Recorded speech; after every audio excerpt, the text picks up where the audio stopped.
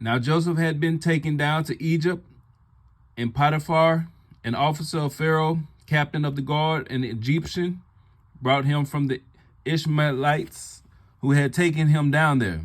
The Lord was with Joseph, and he was a successful man, and he was in the house of his master, the Egyptian.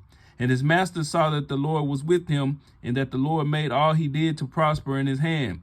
So Joseph found favor in his sight and served him. Then he made him overseer of his house, and all that he had he put under his authority. So it was from that time that he had made him overseer of his house and all that he had, that the Lord blessed the Egyptian house for Joseph's sake. And the blessing of the Lord was all on all of that he had in the house and in the field. Thus he left all that he had in Joseph's hand, and he did not know what he had except for the bread which he ate.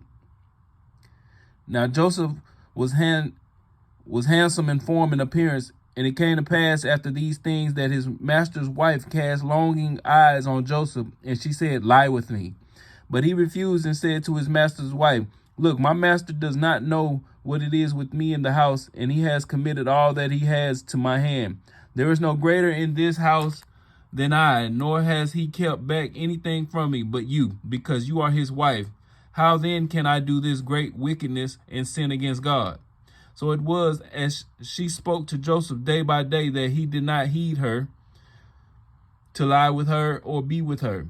But it happened about this time when Joseph went into the house to do his work, and none of the men of the house was inside, that she caught him by his garment, saying, "Lie with me."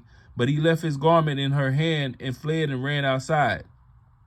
And so it was, when she saw that he had left his garment in her hand and fled outside, that she called to the men of her house and spoke to them, saying, "See, he has brought in to us a Hebrew to mock us. He came in to me to lie with me, and I cried out with a loud voice. And it happened, when he heard that I lifted my voice and cried out, that he left his garment with me and fled and went outside." So she kept his garment with her until his master came home.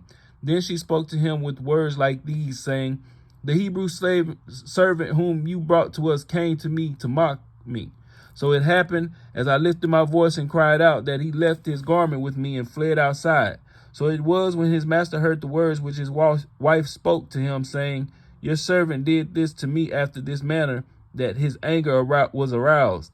Then Joseph's master took him and put him into a prison, a place where the king's prisoners were confined, and he was there in the prison. But the Lord was with Joseph and showed him mercy and gave him favor in the sight of the keeper of the prison.